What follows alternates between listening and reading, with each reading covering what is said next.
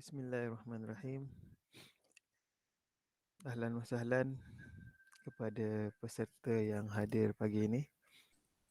بسم الله الرحمن الرحيم إن الحمد لله نحمده ونستعينه ونستهديه ونستغفره ونعوذ بالله من شرور أنفسنا ومن سيئات أعمالنا من يهده الله فلا مضل له ومن يضلل فلا هادي له أشهد أن لا إله إلا الله وأشهد أن محمدا عبده ورسوله رب اشرح لي صدري ويسر لي أمري واحلل عقدة من لساني يفقه قولي.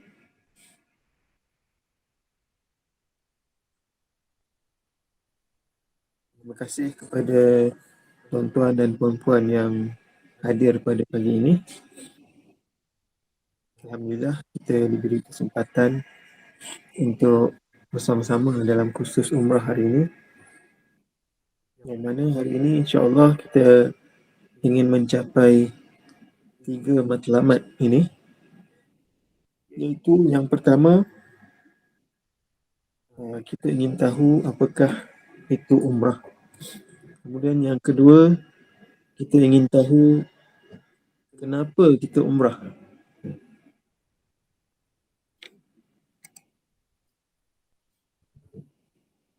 Dan yang ketiga, kita ingin tahu bagaimana cara umrah.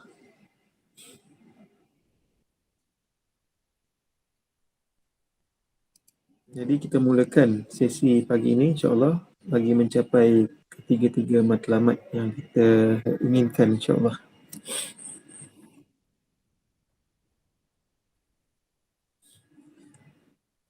Pertamanya, apakah itu umrah? Ada berbagai-bagai definisi yang diberikan oleh para ulama yang menulis tentang umrah. Jadi untuk sesi pagi ini saya pilih definisi yang dinyatakan oleh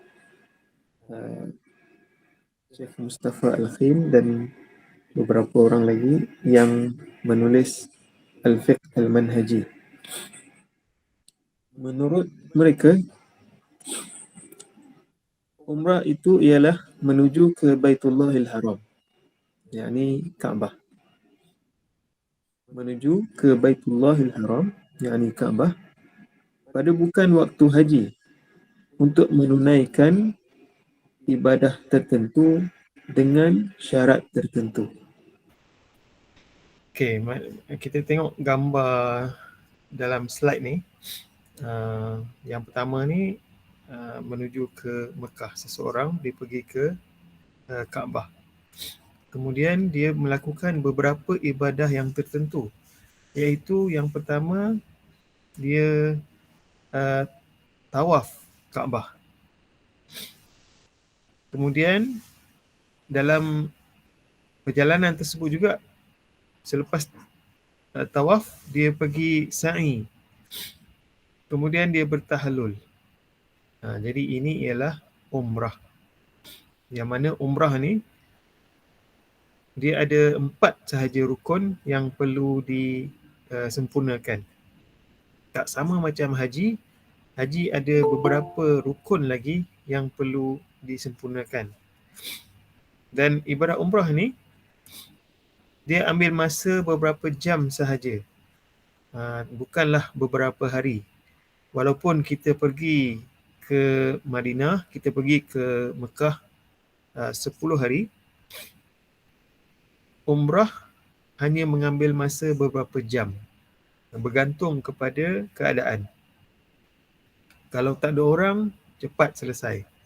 Kalau ramai sangat orang, ambil masa untuk selesaikan ibadah umrah. Jadi inilah dia umrah, iaitu kita pergi ke Mekah, kemudian kita melakukan beberapa ibadah tertentu, iaitu seperti ihram, tawaf, sa'i, dengan syarat-syarat tertentu, iaitu ihram. Maknanya kita ketika ihram tu, kita tak boleh nak melakukan beberapa perkara yang sebelumnya boleh dilakukan. Umrah juga dikenali sebagai haji kecil. Okay. Ini ialah umrah. Okay, harap boleh faham apa itu umrah. Secara ringkasnya, kita pergi menziarahi Kaabah untuk melakukan beberapa ibadah di sana. Okey. Seterusnya, kenapa kita pergi umrah? Kenapa kita pergi umrah? Yang pertama, saya nyatakan dekat sini ada 5 alasan kenapa kita kena pergi umrah. Yang pertama, umrah adalah kewajipan kita. Umrah ialah kewajipan kita. Yang kedua, kenapa kita pergi umrah? Sebab ialah semua kita ada banyak dosa. Anak Adam itu tak lari daripada membuat dosa. Jadi kita perlukan satu ibadah untuk cover kita punya dosa ni. Sebab tu kita pergi umrah. Kemudian kenapa kita pergi umrah? Sebab kita tidak mahu jadi fakir. Lepas ni kita tengok kenapa kalau pergi umrah kita dapat selamatkan diri kita dari menjadi orang fakir. InsyaAllah kita tengok lepas ni. Kemudian kenapa kita pergi umrah? Kita ada banyak hajat. Mungkin kita ada masalah kesihatan. Kita ingin Allah jadikan kita sihat. Ataupun mungkin kita ada satu impian yang kita ingin capai. Kita ingin mohon Allah bantu kita. Kita memang boleh berdoa daripada sini. Tetapi salah satu cara lagi untuk kita mohon bantuan Allah untuk kabulkan hajat kita, impian kita, kita pergi umrah. Seterusnya, kenapa kita pergi umrah? Kerana kita perlu banyak pahala. Sebab semua kita ingin masuk syurga. Dan salah satu cara untuk mendapatkan banyak pahala ialah kita pergi umrah. Jadi, ini antara 5 sebab kenapa kita pergi umrah. Dan kita lihat kenapa kita katakan 5 perkara ni. Yang pertama, kewajipan umrah. Kewajipan umrah. Rata-rata kita tahu umrah ni sebenarnya secara majoriti masyarakat Malaysia, mungkin bagi mereka umrah itu adalah satu perkara yang disunatkan. Maknanya pilihan. Kalau kita nak pahala lebih, kita pergi umrah. Kalau kita tak mahu pergi umrah pun tak apa. Itu apa yang kita tahu, apa yang majoriti orang Islam Malaysia tahu tentang umrah, hukum umrah, iaitu disunatkan. Akan tetapi sebenarnya hukum umrah ni diperselisihkan oleh ulama. Mereka berselisih pendapat tentang hukum umrah, dan sebenarnya ada yang mengatakan umrah itu adalah wajib, dan yang mengatakan umrah adalah wajib kepada umat Islam antaranya ialah Imam Asy-Syafi'i rahimahullah sendiri. Kenapa mereka katakan umrah itu wajib? Kerana beberapa dalil, yang mana pada hari ini saya tunjukkan 3 daripada semuanya. Yang pertama, perintah menyempurnakan ibadah haji dan umrah yang Allah sebut dalam surah Al-Baqarah ayat 196. Qala Allah Ta'ala, Allah Ta'ala berfirman, wa atimmul hajja wal umrata lillah. Dan sempurnakanlah kalian haji dan umrah untuk Allah, kerana Allah. Jadi dalam ayat ini Allah Ta'ala memerintahkan kita untuk sempurnakan ibadah haji dan umrah. Cumanya ulama berbeza pendapat. Ini perintah wajib ke perintah sunat? Perintah wajib ke perintah sunat? Jadi ada ulama yang mana sampai kepada majoriti masyarakat Malaysia, mereka kata ini perintah sunat. Tetapi ada juga yang mengatakan bahawa ini adalah perintah wajib. Kenapa wajib? Sebab cuba perhatikan ayat ini. Allah Ta'ala sebutkan haji dan umrah bergandengan. Haji dan umrah bergandengan. Allah Ta'ala tak sebut umrah tu sunat, haji tu wajib. Dua-dua kena sempurnakan. Jadi salah satu daripada dalil, alasan kenapa ada ulama yang mengatakan bahawa umrah itu wajib ialah kerana ayat ini. Kerana umrah digandingkan dengan haji dalam perintah ini. Selain daripada ayat ini, satu lagi alasan kenapa ulama yang mengatakan bahawa ibadah umrah ini wajib ialah hadis yang diriwayatkan oleh Abdullah bin Umar ini. Menurut Abdullah bin Umar, Rasulullah SAW pernah bersabda bahawa al-Islam an tashhada an la ilaha illallah wa anna Muhammadan Rasulullah wa an tuqimas salah wa tu'tiyaz zakah wa tahujja wa ta'tamira wa taghtasila minal janabah wa tatimmal wudu'a wa tasuma Ramadan. Islam ialah kamu bersaksi bahawa tiada Tuhan yang berhak disembah kecuali Allah dan bahawa Muhammad adalah utusan Allah. Kamu dirikan solat, kamu tunaikan zakat, kamu haji, kamu umrah, kamu mandi junub, kamu sempurnakan wudu dan kamu berpuasa dalam bulan Ramadan.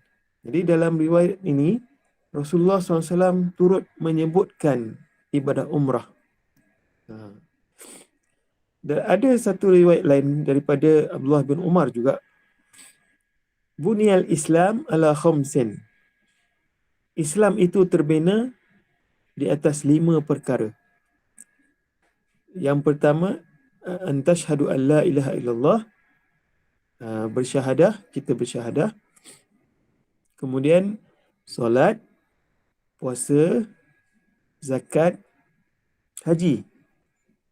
Tanpa menyebutkan umrah. Sebab itulah ada ulama mengatakan bahawa ibadah umrah ini sebenarnya sunat sahaja. Akan tetapi ulama yang mengatakan ibadah umrah ini wajib, mereka menggunakan dalil ini, hadis ini. Hadis riwayat Ad-Darqutni yang sanadnya sahih ini.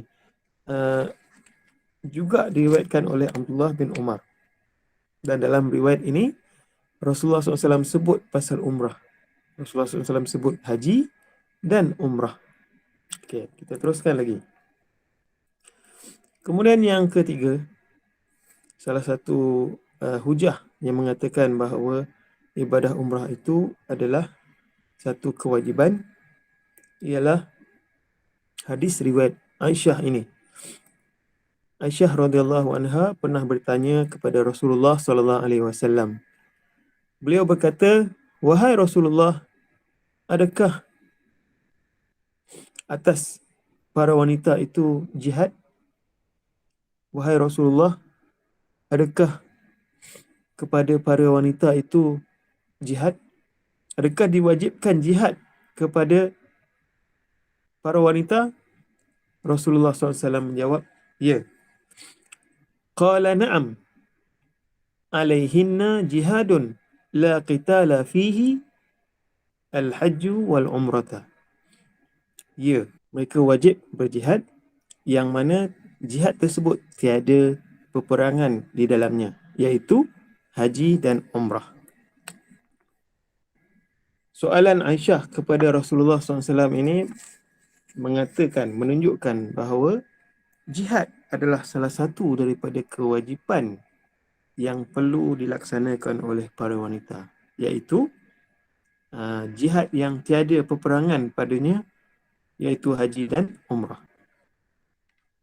Jadi ini adalah 3 dalil yang saya sampaikan pada pagi ini daripada banyak-banyak dalil. Inilah antara 3 dalil yang ulama yang mengatakan bahawa sebenarnya umrah itu adalah satu kewajipan. Dan termasuk yang mengatakan wajib itu ialah Imam Asy-Syafi'i rahimahullah. Seterusnya, tadi kita katakan bahawa kenapa orang pergi umrah? Kenapa kita juga kena pergi umrah? Yang pertama sebab kewajipan. Ia adalah satu kewajipan. Kita cuba nak tunaikan perintah Allah Azza wa Jalla dalam surah Al-Baqarah. Allah Ta'ala kata, wa atimmul hajja wal umrata lillah. Sempurnakanlah ibadah haji dan umrah kerana Allah. Itu yang pertama. Yang kedua, kenapa kita pergi umrah? Sebab kita banyak dosa. Kita bukan orang yang macam Nabi SAW. Kita manusia biasa yang sentiasa ada saja dosa yang kita lakukan. Daripada Abu Hurairah radhiyallahu anhu, beliau berkata bahawa Rasulullah SAW bersabda, al-umratu ilal umrati kaffaratun lima bainahuma wal hajjul mabrur laisa lahu jazaa'un ilal jannah. Daripada Abu Hurairah radhiyallahu anhu, Rasulullah SAW bersabda, ibadat umrah berikutnya adalah penghapus dosa di antara keduanya. Dan haji yang mabrur tiada balasan bagi pelakunya melainkan syurga. Hadis sahih riwayat Bukhari dan Muslim. Jadi selain daripada umrah itu wajib, umrah juga boleh menghapuskan dosa. Maknanya contohnya tahun ini kita pergi umrah, kemudian tahun depan kita umrah lagi. Jadi di antara umrah tahun ini dengan umrah tahun depan tu, dosa-dosa kita diampunkan. Cumanya ulama kata dosa-dosa yang dihapuskan itu ialah dosa-dosa kecil. Jadi walaupun dosa kecil, kita punya dosa kecil tu bukan sikit. Sendiri tahu kan? Sendiri tahu. Seterusnya, kenapa kita pergi umrah?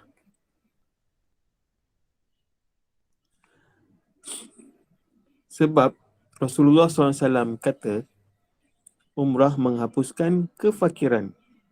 Jadi ada orang dia pergi umrah sebab dia tak nak fakir.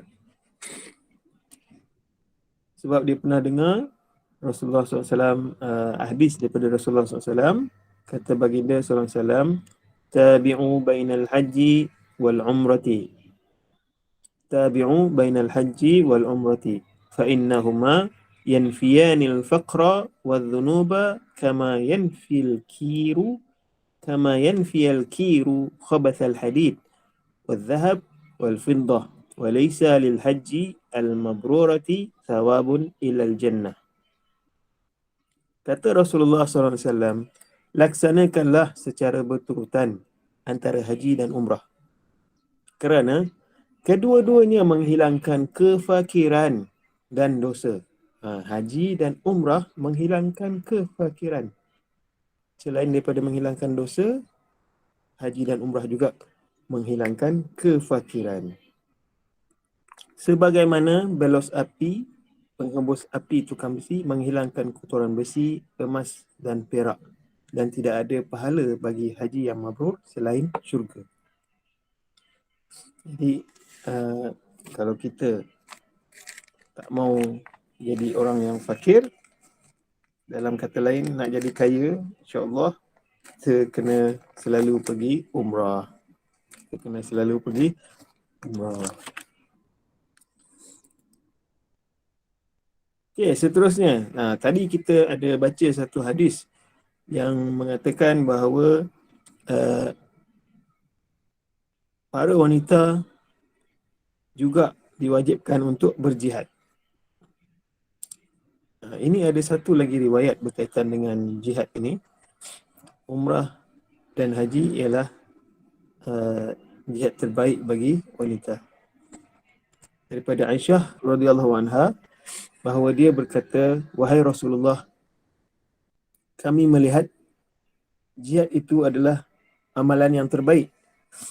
Tidak bolehkah kami juga turut berjihad?" Kemudian Rasulullah SAW kata apa? Tidak. Lakunna afdal jihad hajjun mabrurun. Bagi kalian ada jihad yang lebih bagus, iaitu haji yang mabrur.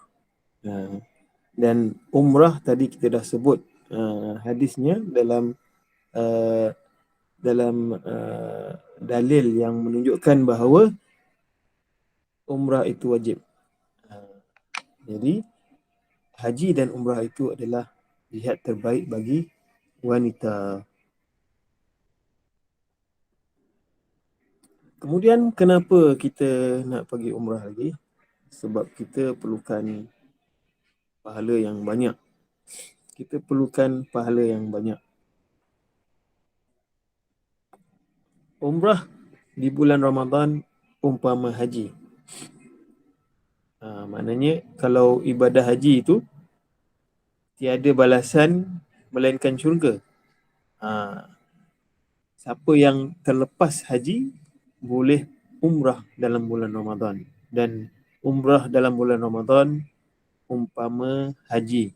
Dia punya ganjarannya umpama haji bersama Rasulullah sallallahu alaihi wasallam. Rasulullah sallallahu alaihi wasallam menyebutkan perkara ini ketika baginda sallallahu alaihi wasallam pulang daripada haji baginda. Nabi sallallahu alaihi wasallam pergi haji pada tahun ke-10 Hijrah. Ketika itu usia Rasulullah SAW sudah 60 tahun lebih. 62 atau 63. 60 lah, 60-an. Usia Nabi SAW ketika itu 60-an. Selesai menunaikan ibadah haji, baginda SAW kembali ke Madinah dan baginda SAW bertemu dengan Ummu Sinan, seorang sahabat perempuan. Lalu baginda SAW bertanya kepada Ummu Sinan, apa yang menghalangmu dari ikut haji? Ummu Sinan ni dia tak pergi haji bersama Nabi SAW. Lalu dia berkata, suamiku Abu Fulan memiliki 2 ekor unta.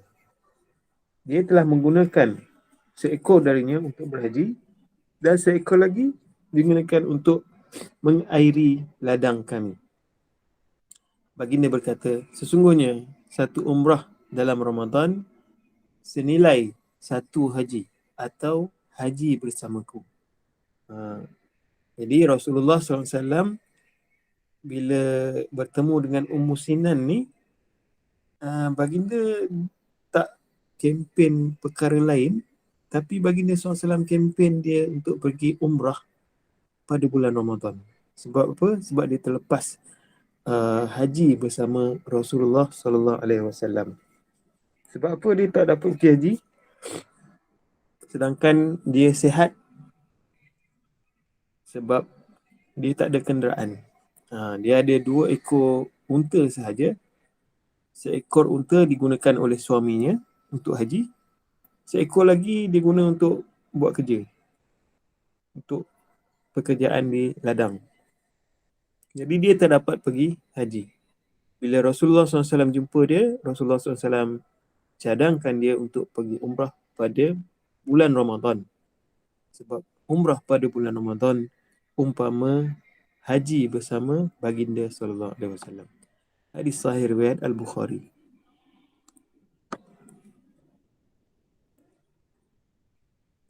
Selain daripada pahala haji, kalau kita pergi umrah pada bulan Ramadan, kalau kita pergi umrah pada bulan lain pun, kita akan dapat peluang insya-Allah untuk solat di Masjidil Haram. Apa yang special solat di Masjidil Haram ni? Kita bacakan hadis daripada Jabir ni.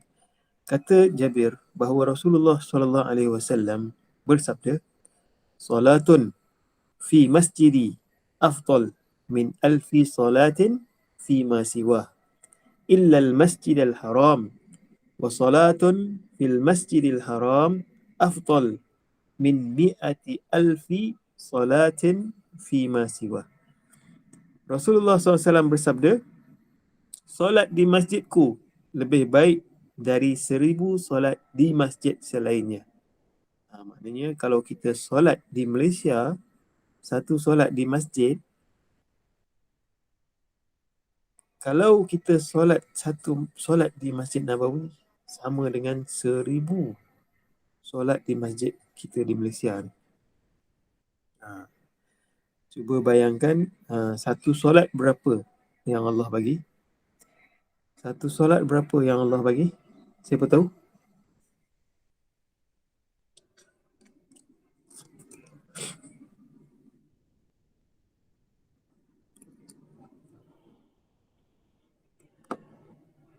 Satu solat yang kita solat setiap hari tu, berapa Allah janji nak bagi? Ingat tak Rasulullah SAW ketika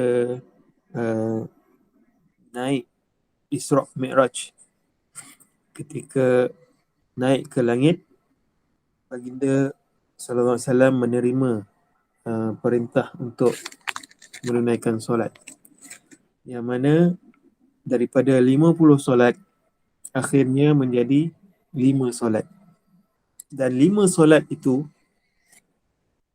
satu solat bersamaan dengan 10 solat. 5 solat sama dengan 50 solat. Itu kalau kita solat.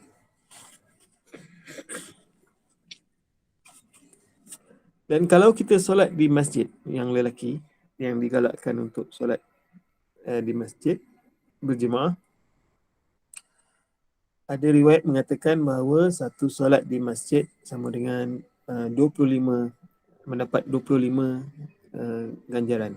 Yang ini lebih bagus, 25 kali lebih bagus daripada solat sendirian. Solat jemaah lebih bagus daripada solat 25 solat sendirian. Ada riwayat mengatakan 27. Satu solat jemaah sama dengan 27 solat sendirian. Itu kalau solat di masjid kita. Kalau kita solat di Masjid Nabawi, cuba kali tengoklah. 1000 kali lebih bagus daripada solat di masjid kita. Akan tetapi, macam mana pula dengan Masjidil Haram? Masjidil Haram sama dengan 100,000 solat. Solat di masjidku lebih baik dari 1000 solat di masjid selainnya, kecuali Masjidil Haram. Dan solat di Masjidil Haram lebih baik dari 100,000 solat di masjid selainnya. Jadi Masjidil Haram ni dekat mana? Masjidil Haram di sekeliling Kaabah. Kaabah tu dalam Masjidil Haram. Jadi bila kita pergi umrah, kita berpeluang untuk solat di Masjidil Haram. Dan biasanya kita akan juga pergi ke Madinah untuk ziarah. Kita dapat pula solat di Masjid Nabawi.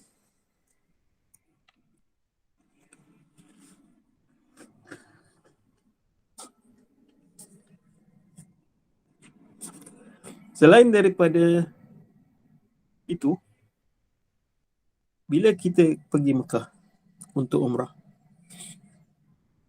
kita juga berpeluang untuk minum banyak-banyak air zam-zam. Minum air zam-zam banyak-banyak. Kat sini kalau kita nak minum air zam-zam, kita kena beli. Dan bukan murah. Bukan murah. Dan minum dekat sini sudah tentu tidak sama dengan minum dekat sana. Sebab ada perbezaan pendapat yang pelbagai. Ulama tidak sepakat berkaitan dengan khasiat zam-zam. Ada beza. Minum zam-zam di Malaysia dengan minum zam-zam di Mekah. Ada beza. Jadi bila kita pergi umrah, insya-Allah kita akan berpeluang untuk minum banyak-banyak air zam-zam. Menurut Jabir bin Abdullah, beliau berkata, saya pernah mendengar Rasulullah SAW bersabda, air zam-zam itu untuk apa ia diniatkan untuk diminum. Di sini menurut Syekh Al-Albani dan Syekh Al-Arnaud, Syekh Al-Albani kata sahih, Syekh Al-Arnaud kata ada kebarangkalian hasan.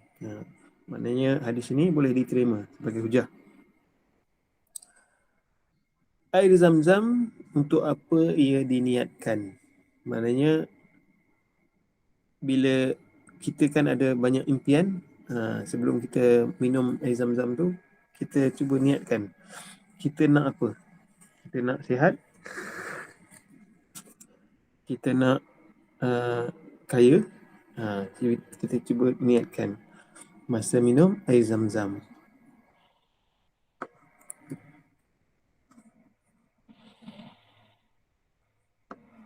Rasulullah SAW pun masa tinggal di Madinah, wallahu a'lam, baginda SAW minum air zam-zam di Madinah, di Mekah. Baginda pergi Mekah dapat minum air zam-zam.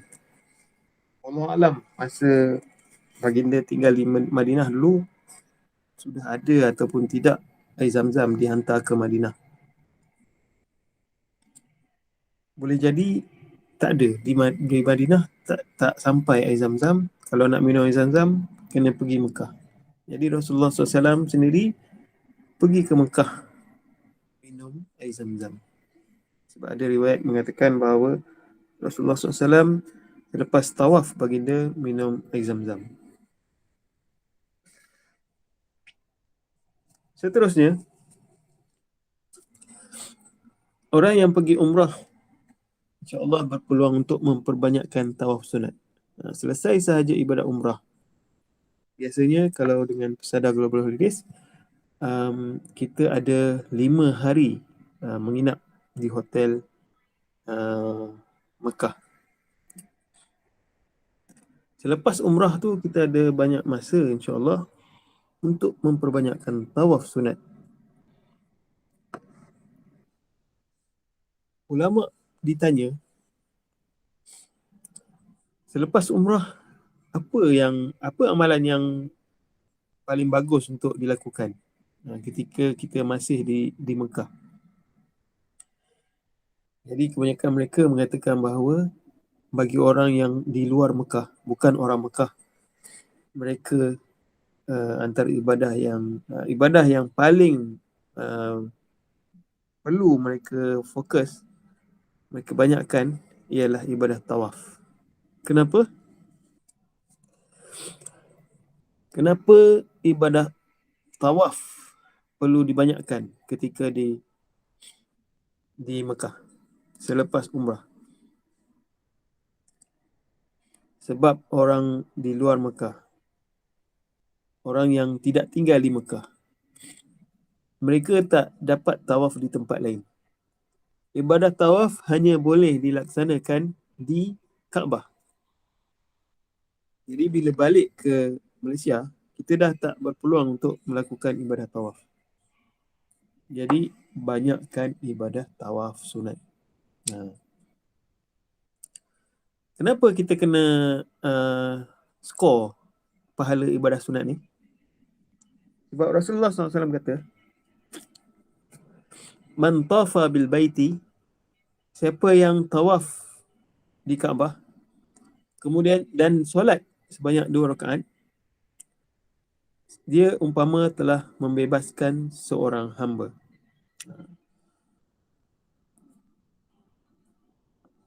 Jadi sekarang ni, zaman kita ni dah lebih-lebih lagi di Malaysia, kita dah tak ada hamba. Zaman Rasulullah SAW, baginda selalu kempen juga untuk membebaskan hamba, sehingga tiada hamba lagi di kalangan umat Islam. Baginda SAW sendiri ramai hamba yang baginda SAW bebaskan. Jadi untuk kita ni, zaman kita ni, macam mana nak dapatkan pahala membebaskan seorang hamba? Caranya ialah kita tawaf sunat. Tawaf sunat. Jadi dari sini tuan-puan boleh target berapa orang hamba yang tuan-puan ingin bebaskan. Kalau 5 hari di Mekah, mungkin sekurang-kurangnya 5 hamba lah boleh dibebaskan. Kalau nak lebih lagi, sehari 2 kali tawaf, atau 3 kali tawaf. Cuba kalilah tengok berapa hamba yang kita boleh lepaskan, boleh bebaskan. Seterusnya, bila kita pergi umrah, kita berpeluang untuk menyentuh rukun Yamani. Kalau tak pergi, tak ada peluang. Tapi kalau pergi, ada peluang. Semuanya sekarang ni, wallahualam, sebab COVID mungkin ditutup. Tapi kalau tuan-puan pergi sana, mungkin boleh cuba dapatkan pahala niat. Niat nak sentuh rukun Yamani. Kalau dapat sentuh, saya nak sentuh. Tapi kalau tak boleh nak sentuh. Kurang-kurangnya dapat pahala niat untuk sentuh rukun Yamani. Kata Abdullah bin Umar, sesungguhnya menyentuh kedua-duanya menghapuskan dosa-dosa. Kedua-duanya itu maksudnya yang satu Hajarul Aswad, satu lagi Rukun Yamani. Rukun Yamani ni ada dekat Kaabah. Nanti kita tunjukkan gambarnya insyaAllah.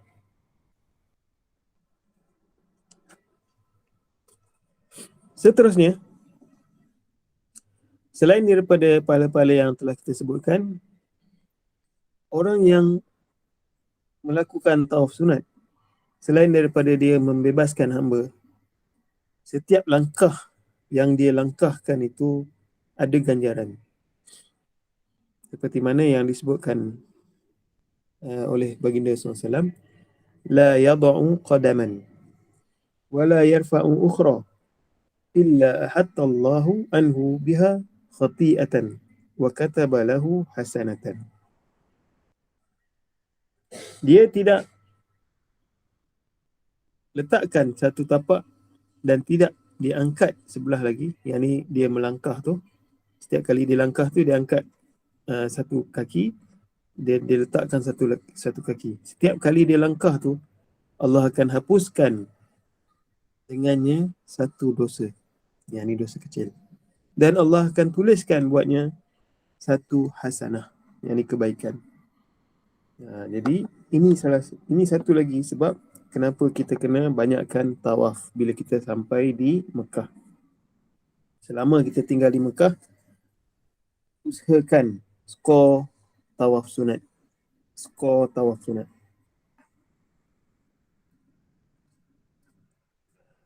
Seterusnya,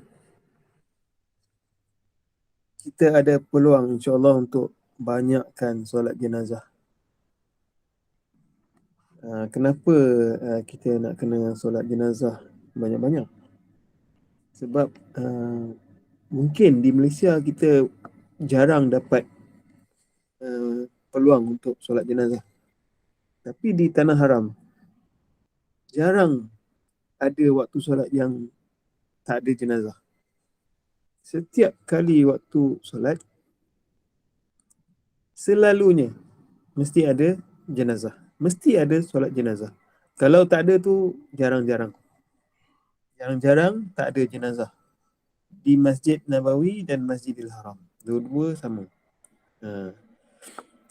Kenapa kita kena banyakkan solat jenazah? Sebab pahalanya besar. Kata Rasulullah SAW, Man salla ala janazatin walam yatba'uha falahu qiratun, fa in tabi'aha falahu qiratan. Qila wa mal qiratan? Qal asgharuhuma mithlu Uhud. Sesiapa yang solat untuk satu jenazah sedangkan dia tidak mengikutnya, maka baginya satu qirat. Jika dia mengikutnya, yakni kalau dia iring jenazah tu pergi ke kubur, dia dapat 2 qirat.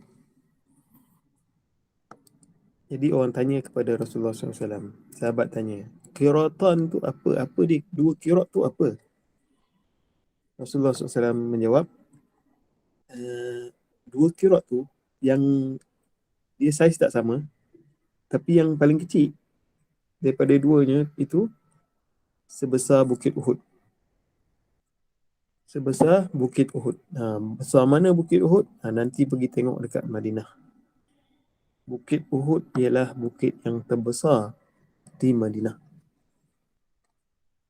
Untuk jemaah lelaki, kalau pergi di Masjid Nabawi, mereka berpeluang untuk mengiringi jenazah ke perkuburan Baqi'.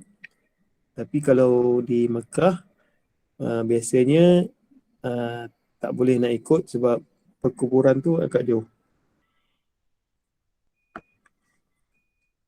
Kalau perkuburan Baqi', kita boleh iring jenazah sebab jenazah memang diusung daripada Masjid Nabawi ke perkuburan Baqi'. Untuk yang lelaki, yang perempuan tak dapat nak ikut jenazah. Jadi kita skor pahala solat jenazah je. Ada jiran saya, dia pergi umrah, dia kata dia tak pandai solat jenazah. Dan dia tak tahu, rupa-rupanya lepas solat fardu di Masjid Nabawi dan Masjidil Haram, rupa-rupanya itu solat jenazah. Dia balik baru dia bagi tahu. Baru kami bersembang, baru dia tahu. Jadi dia terlepas banyak solat jenazah. Perempuan kalau pergi sana, jangan lepaskan peluang untuk solat jenazah. Dan solat jenazah dekat sana lebih mudah daripada solat jenazah di Malaysia. Ikut saja imam. Yang pertama kita baca Al-Fatihah, kemudian yang kedua, takbir yang kedua, ada 4 takbir. Takbir yang kedua kita baca selawat. Takbir yang ketiga kita baca doa, dan yang keempat Assalamualaikum warahmatullahi wabarakatuh, dah selesai. Yang di Masjidil Haram dan Masjid Nabawi lebih ringkas daripada yang ada di Malaysia.